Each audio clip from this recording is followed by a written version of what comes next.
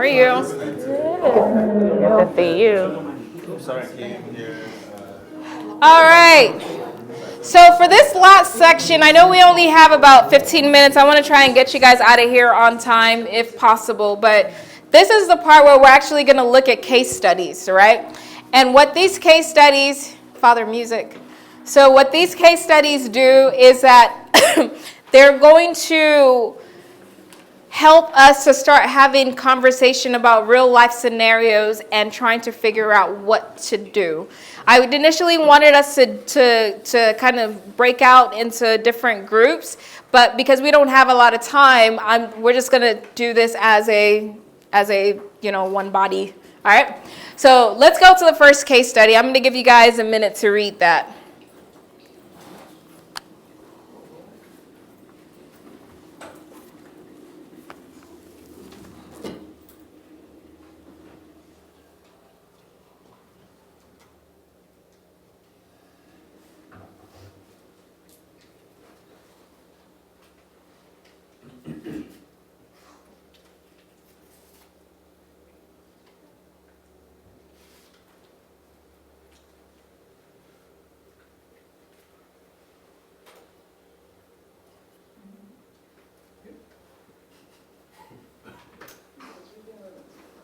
All right. Are you guys, is it almost done reading, or I'll give you guys some more time because it takes a while to analyze it.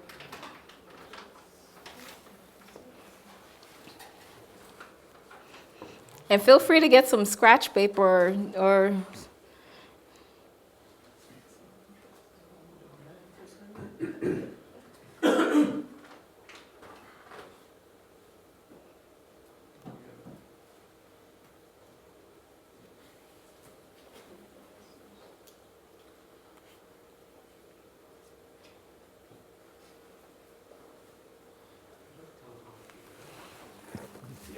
like assuming how much they make, like their income?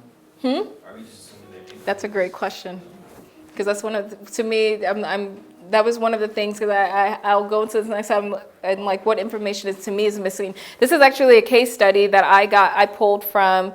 They have some of these financial boards and people write in their question to say, what do you recommend that I do in this one? So this one is actually a real one. The other ones that I wrote are ones I wrote, but. Let's talk a little bit about this. So you just brought up a good point, right? We don't know how much he makes. And why is that important? Or why to you is that important? This debt. How much is your 401k contribution like really affecting your bottom line, like your income? That's good. In other words, with that extra 10%, pay off the 24 quicker, and you don't have that interest rate problem. Okay. Also, this is one person. He's married, right? So he's married with children. So how much does the spouse pay? Exactly. So that contributes to this as well. Yep. And by the way, I just wanted to let you guys know that in case studies like this, there is no right answer. Okay, so you guys feel comfortable, and I'm not going to say, oh, you're wrong, because the right answer is going to depend on who you are as a person, right, and what your goals are.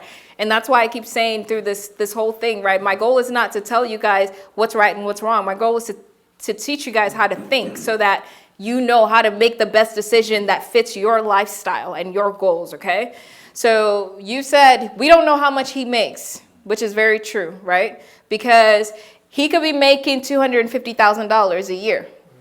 Or he could be, well, let's not say 250. Let's say he's making, because he's paying 10%, so he needs to be able to pay $19,500. So let's say he's making $150,000 a year, right? And you also brought up a good point. We don't know how much his spouse is making. The other thing that, to me, as I read this, they provided a recommendation, but I thought, you're providing a recommendation without a lot of information. Does his spouse has a retirement account? If she has, because there are a lot of families where you only have one income and there's only one retirement account. So if you have $315,000 for retirement savings, right, and the spouse has nothing, and let's say you're making $150,000 and you're trying to save up to $3 million, right? Should he do that? So you see how you've got to look at different scenarios and different things, right? All right. So let's continue to talk about this. What is another question that I might ask in this scenario? Another question would be, has he hit the 401k contribution limit between him and his company? Mm-hmm. He's Yeah. currently at 15%, his company's doing 10%. So, But one of the things I think that it says here is that the company is going to, it's going to pay, so my company contributes 10% no matter what I contribute. Right. So he can contribute 0 right. and still get, I know. I guess the point of my question is, let's look at the potential of his money. So if he's already hitting that cap and he lowers it to pay off this debt, he's still getting the benefit from his company. Yep. Do we really need to go all the way down to 5, or can we go somewhere between 15 and 5 and him still hit that cap to maximize the 4? Absolutely. Yep, absolutely. That's another thing we need to take into consideration. Anything else? Anything else jump out at you guys? No car payment, How about the fact that he has kids. Exactly. He talks about his plans for his kids. exactly. And what is the other big thing to me that's missing here? Huge. Yes, huge. Nobody said it yet. What No. what does he expect to earn at retirement? I mean, what's So there's that, but there's something else that's huge that isn't here. How much is it saving? Exactly. savings? He could have $0 in savings.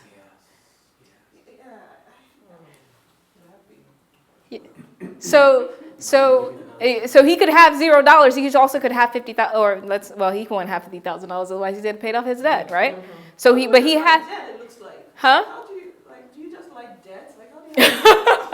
I actually know people who have more than that in debt.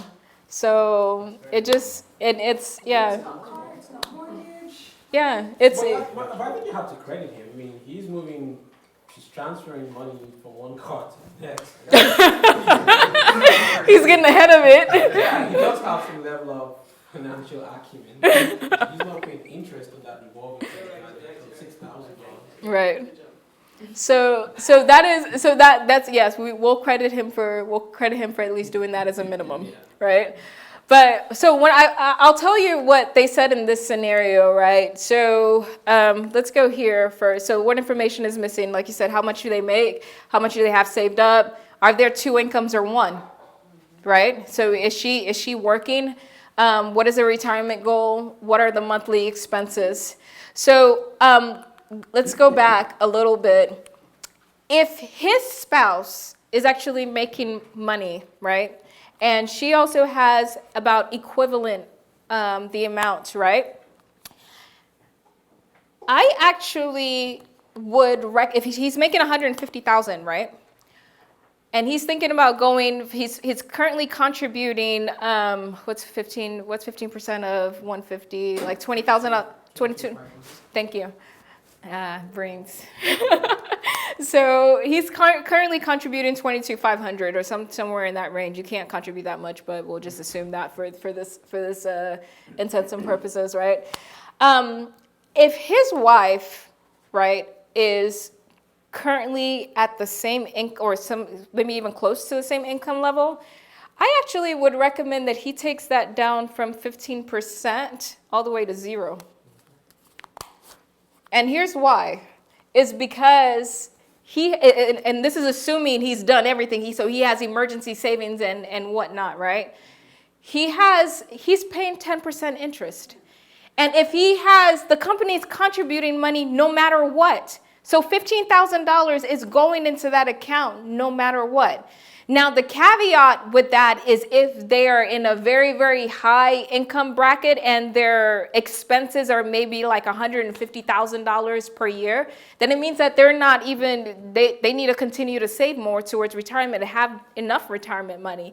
But if they've covered that, right, There is a scenario where I could even tell them that you don't even need to put any money in there. Take all that money, pay off the what do you call it? The $24,000. Pay it off as fast as you can. And this is just for a short period of time, right? Yes, it's just for a short period of time. Well, hopefully it will be for a short period of time. What tends to happen is that as people have money, they spend it. Instead of actually doing what they're supposed to do with the money. So that's the catch. The other more controversial thing that I could also recommend in this scenario is to take out a 401k loan. People hate it, right? They'll tell you, don't ever touch your 401k, right? You can actually take out a 401k loan. And the reason why I'm saying that I might I would only take out a 401k loan on certain conditions, right? One, I know that the organization is stable and they're not having to lay off soon, because if you take out a 401k loan, once you leave, you must pay. Okay, so that's why people always advise against taking out 401k loans. But if you're disciplined, there is an instance where you can take out a 401k loan to quickly. So what's the rate on a 401k loan? It would only make sense if it's less than. it's about 4. Yeah, and the other thing is that you're paying yourself back. You're paying yourself the interest. So you're no longer, so the 401k is you're borrowing money from yourself and you're going to pay yourself back. And you keep going at 15%. Yes, you can do that. Absolutely. You can have, but remember the 401k is very tricky. So you need to make sure, you need to ensure you're going to stay at that company. Otherwise otherwise it's a cash out. That's the plan. Yeah. So otherwise it's a cash out. So the money that you're paying yourself back, you're also making interest to yourself as well? That's correct. You have to pay tax and not interest? No, if you're paying yourself back. No, but the one thing that people tell you is that you're borrowing pre-tax dollars and you're putting back after-tax dollars. So that's the one downside of it. But it can help you get out of that scenario really quickly. Does that make sense? Everybody follow? All right, fantastic. Yeah. The FSA work with this? Flexible spending account? FSAs are only for specific things. You need to see what you can use an FSA for. But since this is already debt that's set in stone, I'm going to assume that it can't work. FSA is only for medical expenses, so anything that's like maybe medical bills, you can use FSA Say for. but not like consumer So, the other, you just reminded me, the other account that we did not talk about, to me, the premium account when you're looking at accounts are HSAs. So if you have, I know some people have a high deductible plan. It means you have an HSA, and in an HSA, you'll have a very, very high deductible, but a lot of people who are young and healthy tend to use HSAs. And the reason why I love these plans is because you contribute with pre-tax dollars, it grows tax-free, and when you pull the money out for medical expenses, there are no taxes. So it's basically just tax-free money. That's the only instance that you can actually have tax-free anything in this country. Is that the one that rolls over? Yes, it also rolls over. And the other key thing with HSAs is that you can invest it like a regular stock account. You can buy, it's like an IRA. So you can buy Apple stock, you can buy Amazon stock, you can buy mutual funds, index, etc. But I also recommend that you don't pick risky funds when you're looking at your HSAs, because remember, these are supposed to be for health expenses, which you will eventually have at some point in your life. And when I say eventually have, I'm not talking about like you're laying up in the hospital. You can use them for if you need braces, if you need to visit a doctor and you want to pay your copay. They literally give you a debit card and you can use it as cash. Okay? All right. We only have time for one more. Before we move on, I wanted to put this out here. 0% interest cards can be a double-edged sword. Because here's what we tend to do. I did it before when I was younger. You think to yourself, oh, I can get this. It's 0%. So you get it from Best Buy. You go to to another one, and you get another 0%, and you get another one, and you get another one, and pretty soon, you know, you have like 5 different debt that you're paying at 0%. But the key with these cards is that you must pay by the time the introductory rate expires. Otherwise, they charge you interest for the duration. Okay, they will go back and they will re-roll all the interest that you thought you were skipping out on paying. So that they're a double-edged sword. So if you really remember, you're looking at for the potential of every dollar. That's part of why I use the affordability test, right? The affordability test also doesn't say that, oh, I have $10,000 in my bank. My 3 months expenses are $5,000, so I have $5,000 yet. I can go buy a TV. So you buy a TV for $1,000, then you go buy, you know, something else for $2,000, something else for $3,000, something else for $4,000, right? You have expended how much left cash that you have, okay? So you need to remember to think about it, how much. How would I say it? You need to think about all these different places that you're leveraging money from to make sure that if, God forbid, anything happens, you can pay those back immediately. Make sense? All right, good. All right, we'll do this last one and then we'll wrap up.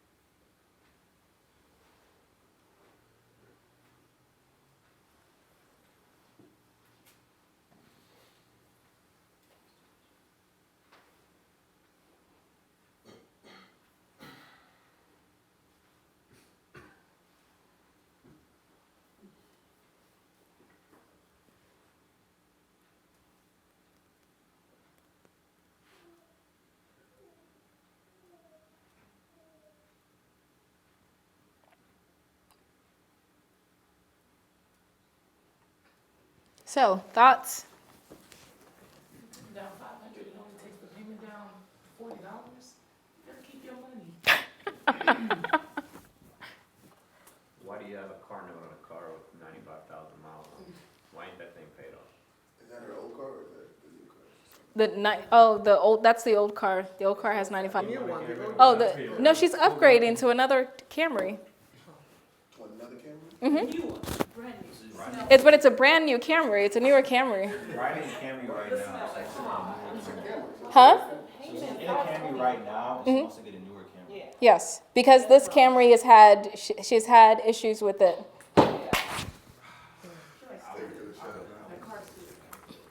So, what are your thoughts? Hold on to that. There's a lot of stuff you need to know. Like what kind of car she had beforehand. She can sell it or trade it in. She has a Camry. Give them like 1 year. My Camry has 205 Exactly. I was like, this is a Camry. Camry's don't give you problems at 95,000. But let me tell you, these are actual scenarios where people say that when your car gets to 100,000 miles, it's time to trade it in. Like for some people, I don't like to take my car anywhere. If I've had to stop in the middle of any road and my car needs to go to a shop, I'm panicking. So maybe she just doesn't like cars that break down, and it's twice now. Mm-hmm. So it's not really that she wants a new car, but she doesn't really like I think we're asking questions that are not Pertinent to they're not pertinent. The primary question here is Should she What put should down- she- put down $2,000? should she put down what's a recommendation about financing the car? Should she put down 5,000 or 2,000? I think that's she can afford both.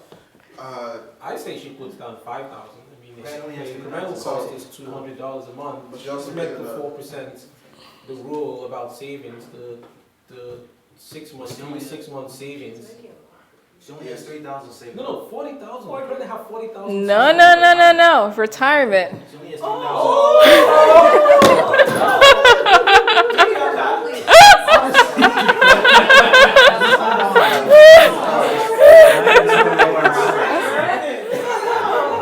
Oh, that changes everything. No new cup. I'm sorry. Oh, so she only has 3,000 Even for all saved this, like, what's her right now. utilization on her credit, like, what's her credit looking like, right? So She can't afford the car. That's just the one issue. Exactly. I think you both said it, right? She should not be buying a car. She should not be buying. That would be, if you were to come with me, I'm like, you have a Camry. Yes, you've had to take it to the shop twice. I'd be asking questions. So what was wrong? Was it an oil change? Was it a tire? What? Are you not getting your maintenance? It's Yeah. She's not maintaining the car properly. Mm-hmm. Because the Camry had 95,000 miles. You still got a lot. It's brand new. Okay, so now we have agreed that she should not get a car, right? Yeah, she should keep her car. What should she do with this money? Pay off the credit card expenses. Yeah. Okay. If she pays off the credit card expenses, would she have enough money for her, what do you call it? For her emergency savings? No. The numbers don't add up to me because she's only spending $2,500 a month, including the credit card bills. Mm-hmm. And she's making 101 per year.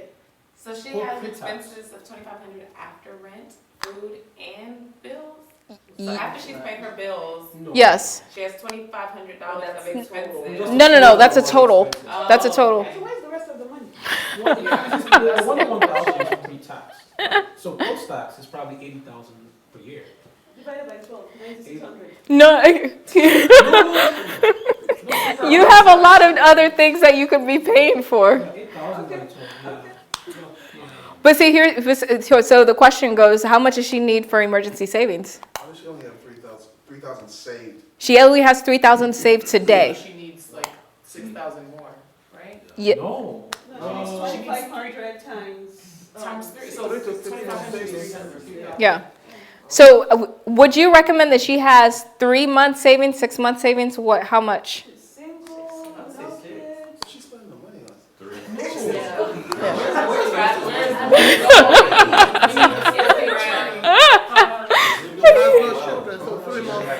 You guys are acting like you don't know women who buy shoes. I know somebody who buys a YSL purse, like literally a YSL purse, like So that's the like it's not she needs. Like, Her that's spending habits. right. So Financial. yeah, She's so spending her money in the wrong places. okay, but what should she do with this money though? which one? The one they just bonus? Yes, the bonus. She just got 7. YSL purse.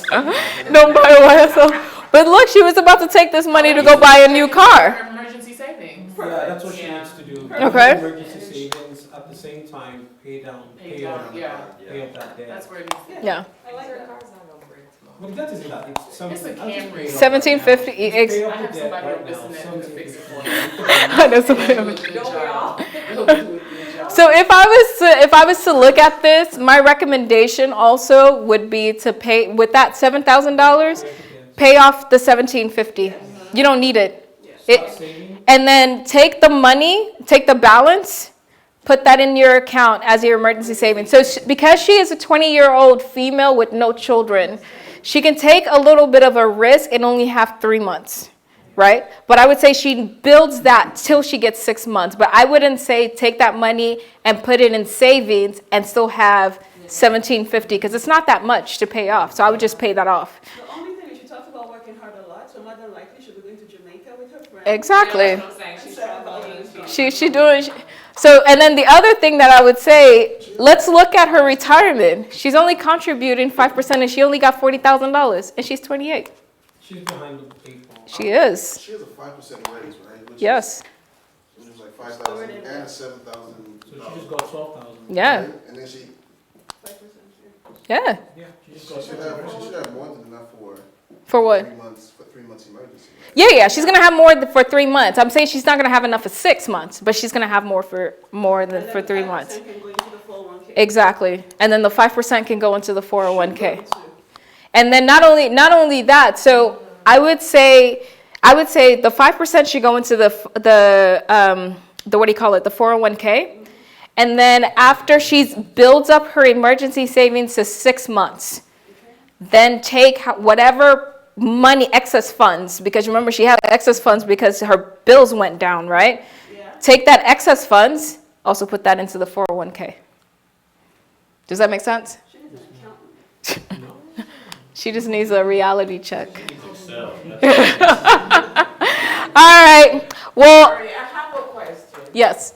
Okay, this throwing everything on. At what point, okay, you've talked about the saving, investment, and all that. And at what point should the person say, okay, I'm working so hard, you know, and you know, I need to, Enjoy the money. enjoy the money because you're investing and all that. It's good, Yeah. you know, for the long run, but sometimes you are depriving yourself, Yeah. you know, to save. At what point, Yeah. at what point, you know, and you know, where is the window where you can at least have, After you have your you know, some spending money? Is there a room, you know, I know Yeah. you have to have a 6 months saving, emergency saving. Can you also have, you know, I mean, Yeah. So I think things can happen simultaneously. Absolutely. So you can have a, you know, a small, robust check-in, a small, robust vacation, enjoy yourself. But I think big picture is just to be more diligent with the money we've been given by God. Yes. If you're really looking at every dollar as to what can this dollar do for me, it's going to foster selfishness. And how much more for me. So the big picture makes sense, having, you know, wiggle room and having stewardship and discipline to handle the money God has given us. But I think there's plenty of room, mommy, for enjoying ourselves. It just needs to be planned for. Yeah. yeah. And I think that for me, the other thing is that, so there might be occasions, right, where you are saving towards your 3 to 6 months, right? And you just, maybe you're almost at 3 months and you just need a break. I can't tell you, no, you must have 3 to 6 months before you can go on any kind of vacation. That's going to be up to each individual person, right? But what I want you guys to understand is like you said, the implication of the money that you are spending.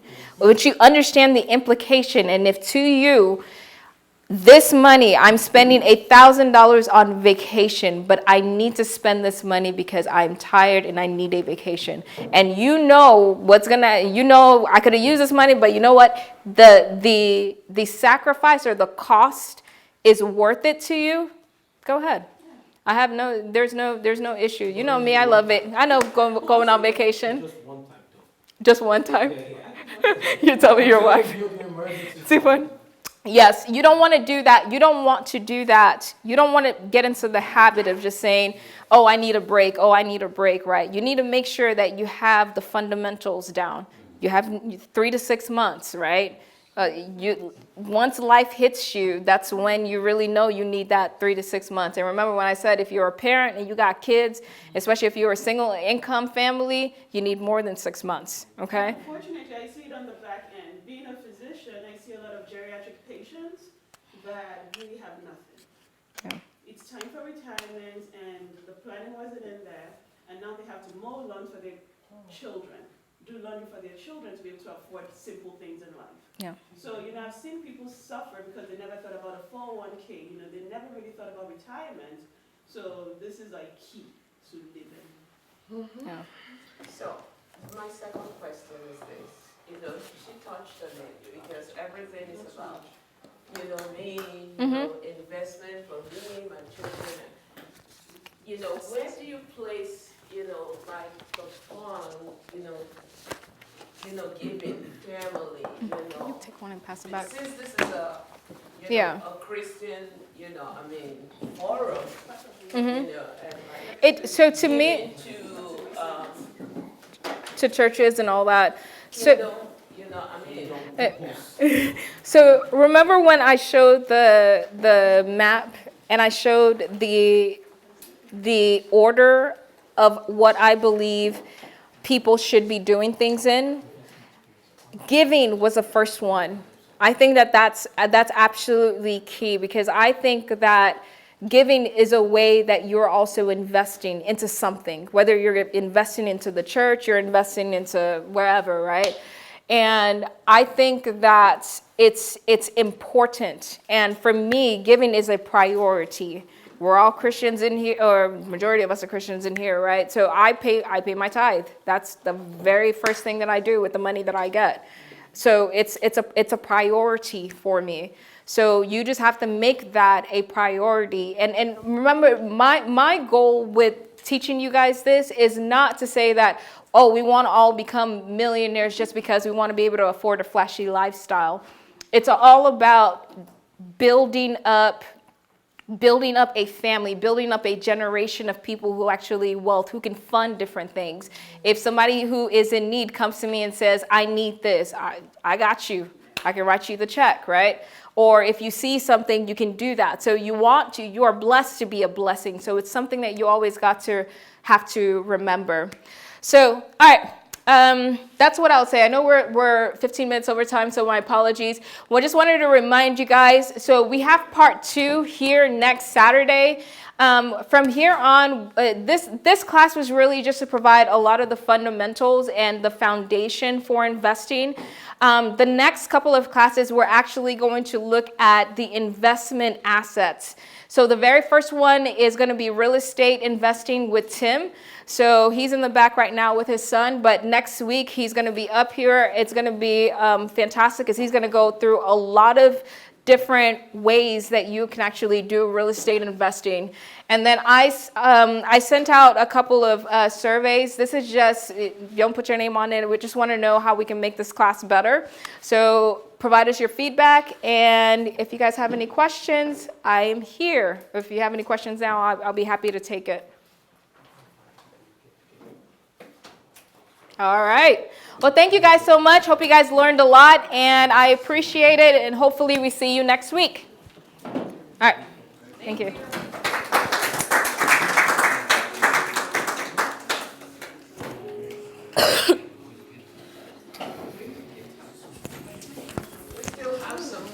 Yes, please eat all the food. Take the food. It's not going home with me. Tell Aditi we're getting her some Shipley's. I'm going to go do like a 50-mile bike ride. So Oh, she told me about that. Yeah, I'm not going to see her. I didn't know. When are you doing the MS 150? It's the first weekend in May. So I'm training it. Nice. So See, the I've first been hitting them carbs. Because I'm Go ahead and get the energy. That's right. You need the sugar. That's right. You're gonna crash out. Great class. Yeah. So I want to go back to school. Can I open in 529? And make yourself feel better. Yeah. So I'll give you an old business card. I know And I'll write because I said we take the 529, and I thought the night club You're cost welcome. Take care. like room is like 1,000. Thank you. Thank you. So, Would the club cost like 1,000 or like? yeah. You can actually look at this. I'm not here to talk to you. It's a bit of so you can, if you want to go to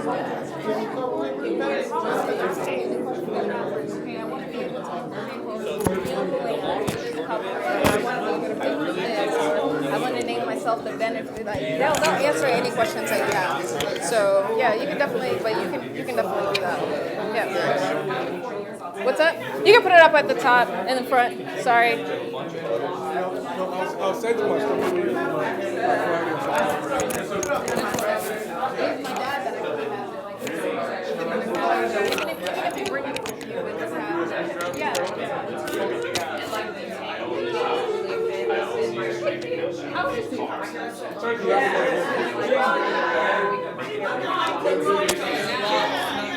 Hey, Daddy.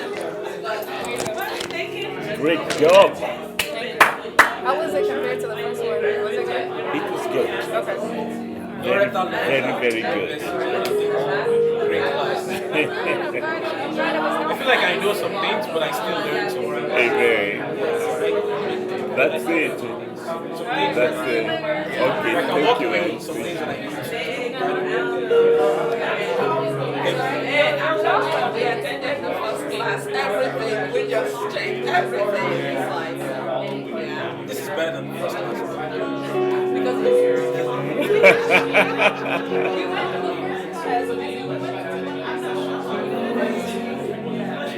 is better than the first class. Eh? The first class What did you I thought eh? first class was better? yeah. I think so. Now, whether it's the people that were in the atmosphere, whether it's